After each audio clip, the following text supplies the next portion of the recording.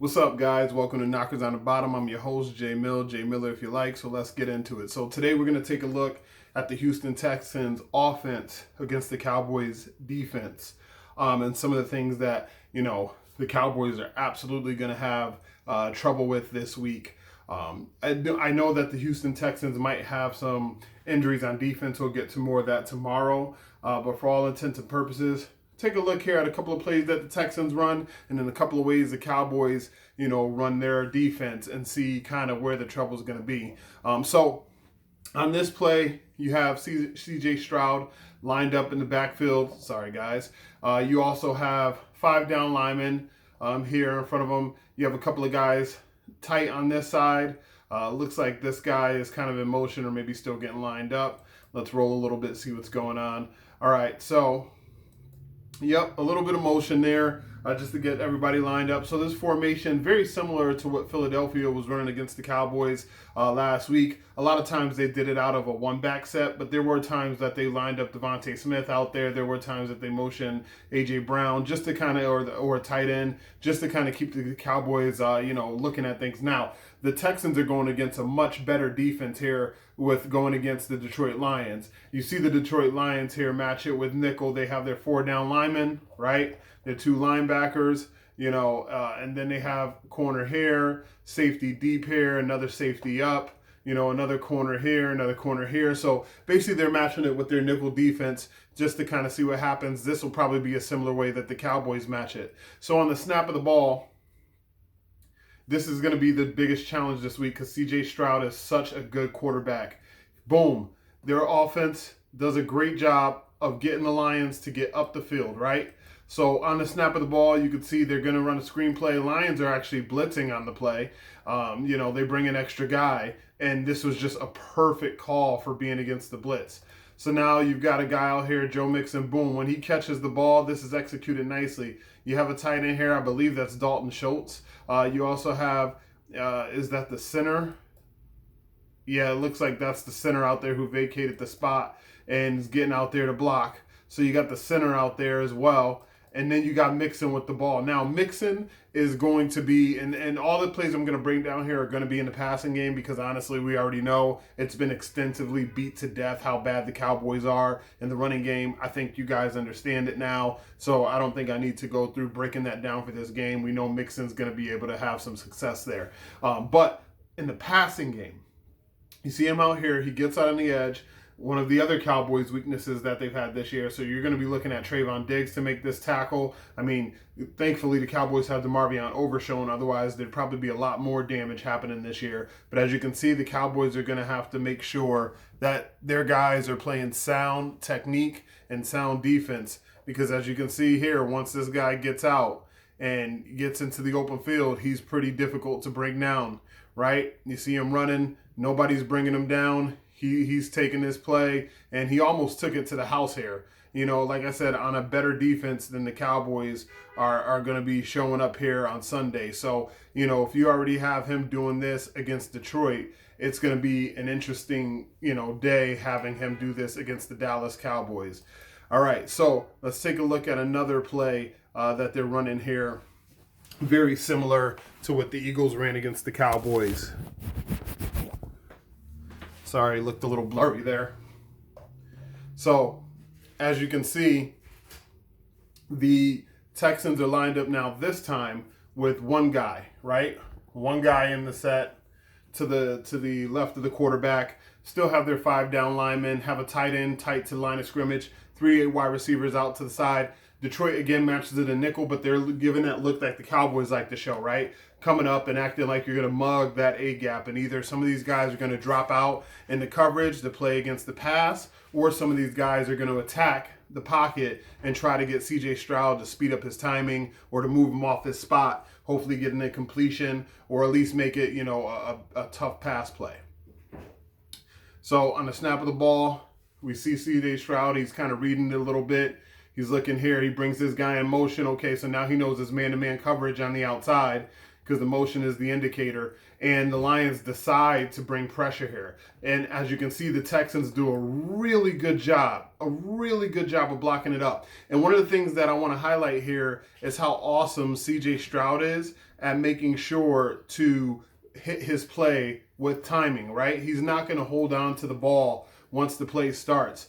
He's going to make sure that once his guy comes open, he's on time and he's accurate regardless of what's going on around him, right? The pocket could be collapsing. He could have to be on the move, but this way he's boom, right there, dead accurate. His guy catches the ball. It's a good game. So, and the cornerback wasn't in bad coverage. The offensive line did block it up nicely, but this is one of those things that we're going to have to take a look at as the Dallas Cowboys and make sure that we're on our cues here because, I mean, guy was accurate. He dropped back. He hit his back foot. He let the ball go. He trusted what he saw.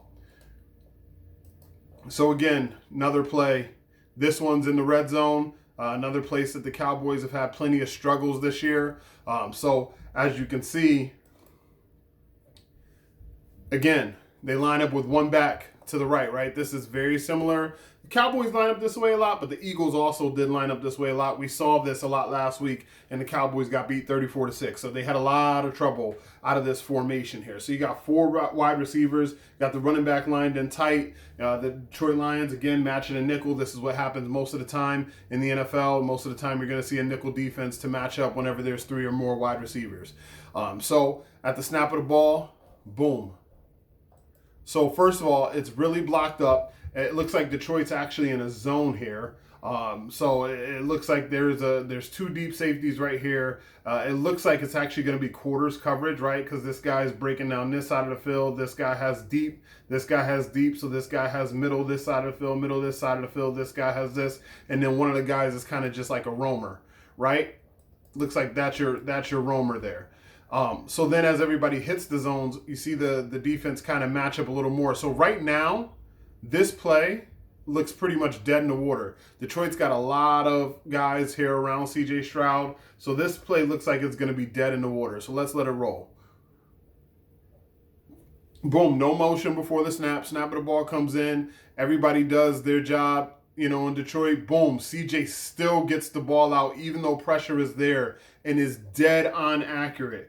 And the thing that's always dangerous when you're playing with a quarterback like this is his guys know he will get the ball out, he will be on time, and he will be accurate. So as long as I'm ready with my hands, right, as long as I'm ready to make the catch, he's going to put me in position to succeed. So it makes it more dangerous because you almost get like if this was Madden, you get like a small attribute boost from how good your quarterback is and the receivers that are running the routes knowing, hey, if I get open, he's going to find me. Even if I'm not open, he's going to give me a chance and he's going to put it in a place where as long as I get my hands on it and I'm secure with it, I can make this catch. I can score this touchdown. And that's dangerous. And he's been playing with that type of confidence and has brought that type of confidence to his team since he stepped into the league. So the Cowboys have a big challenge this week with trying to slow down the Houston Texans. And like I said, I didn't even break down the running game because I think that's going to be just a tough matchup for Dallas. So here, let's take a look at Dallas's defense, right? What do we just see? Not the last play, but the play before, right? We saw the Detroit Lions up at the line of scrimmage, mugging the A-gap, right? And we saw that the Houston Texans were there in a 4 wide receiver set with a running back, but I think the running back was actually on this side of the quarterback, but with a running back in the backfield. So this is a very similar formation, and this is, the Cowboys tried to handle it a very similar way that the Detroit Lions tried to handle it, right? So he go back, and you see at the top of the route again. See the Cowboys kind of matching it with the same zone concepts, right? People getting hands, people protecting different quarters of the field, safety deep. The only difference is the other team the Detroit Lions had 2 deep safeties on one of those plays. Cowboys match it with 1 deep safety and 1 safety kind of playing up underneath, probably because of Jalen Hurts here. So boom, looking, and this is just a pain in the butt, right? Because Saquon is in blocking, and then all of a sudden he just kind of sneaks out. And because these linebackers, right, when they drop, they're dropped so deep, right? They're dropped so deep that once Saquon sneaks out here, I mean, what's that? 5, 10, maybe about 13 yards of space here. So, when he gets the ball in open space, it's going to be tough to bring Saquon down. Boom, puts a move on Kendricks. Boom, gets between both of them, puts another move, spins, gets down to the one, nearly scores a touchdown. And we just saw that play with Mixon and how hard it was to get Mixon down in the open field. Once he got the ball going, once he leaked out and started getting ahead of steam, it was very tough to bring that guy down. So the 2 weeks in a row, the Cowboys are not catching a break here by playing the Houston Texans. They're basically facing an offense who presents just as many challenges for you, just maybe in a little bit different of a way, but just as many challenges for you as the Philadelphia Eagles, right? So here we go. We got the Eagles. They're out here. They're in a 3-receiver set to this side here. Boom, they got 3 wide receivers down here. They got another wide receiver up top. You got the quarterback, you got the running back, 5 down linemen. Cowboys match it like you would expect. Nickel, you got Overshown out there. You got Kendricks out there, the 4 down linemen. And then you got your 2 deep safeties, your corners. So they're basically matching this in nickel coverage here. So on the snap of the ball, boom, Cowboys get up the field, but Jalen Hurts' line has done a great job of not only blocking it up, but blocking it up and giving him, some lane integrity here. So the Cowboys, what they're trying to do and what they're taught in this situation is to rush up the field, right? But not to provide any gaps for this guy to escape and run, right? You don't want him escaping to his right because he's pretty deadly on his right when he has to run to the right and throw to the right. And you don't want him escaping, honestly, anywhere else that he can just use his legs to pick up a first down. So they're trying to rush with integrity here. But what happens? Boom, he gets outside contained, right? So this guy just messes up the integrity altogether, right? He finally beats his man. Now, once he beats his man, he should be attacking Jalen Hurts.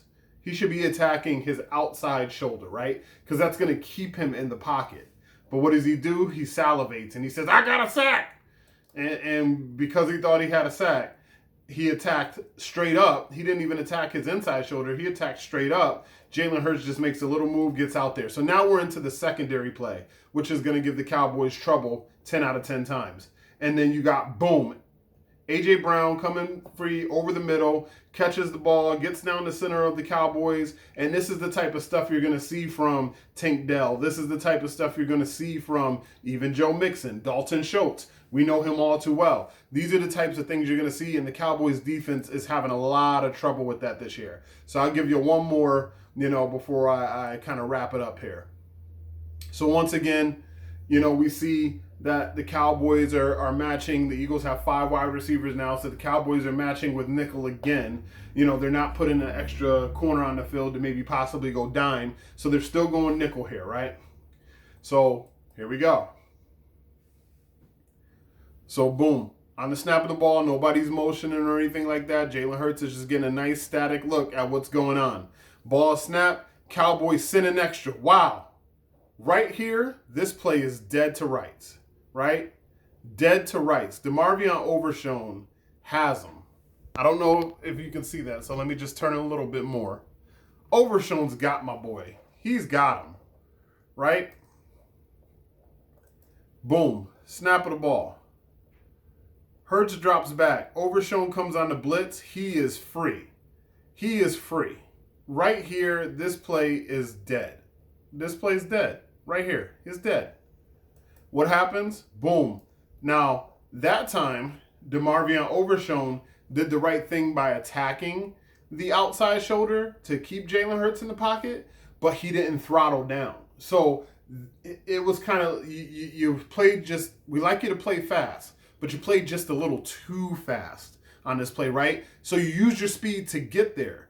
But when you get there, you have to slow down and make sure you're sure with the tackle.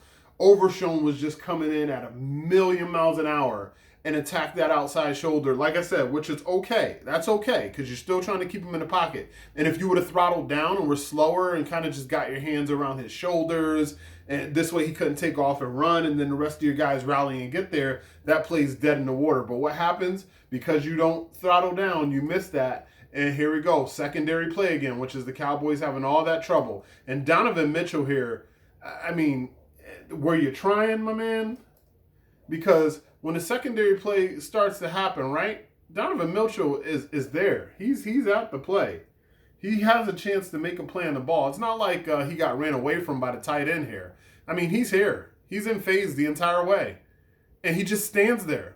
And boom, touchdown. He didn't even, like, drive on the ball. And I know Donovan Wilson's strength is not coverage, but this is also the highlight to you guys that, I mean, our weaknesses match up really badly with the Houston Texans' strengths. So this could be a very, very tough game on Monday for the Cowboys. But that's all I got for you guys. Thank you so much for tuning in. You can hit me up on Twitter at JMillerIYL. That's JMiller if you like. You can also hit me up at knockersonthebottom@outlook.com. Again, knockersonthebottom@outlook.com. You can also hit me at knockersonthebottom@gmail.com.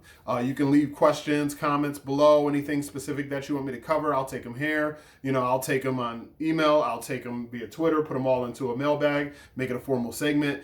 Please hit the like button, hit the subscribe button. We're at 27 subscribers. I don't know if I mentioned it before, so I'll mention it again if I didn't, or I'll mention it for the first time if I didn't. But when we hit 50, I'm going to give something Dallas Cowboys related away. I haven't made 100% the decision on what that's going to be yet, but there will be a Dallas Cowboys giveaway at the 50 subscriber mark. So keep hitting that like button, keep hitting that subscribe button, and thank you so much for tuning in. I love you guys so much. Until next time, I'm your host, J Mill if you like. This has been Knockers on the Bottom. Peace.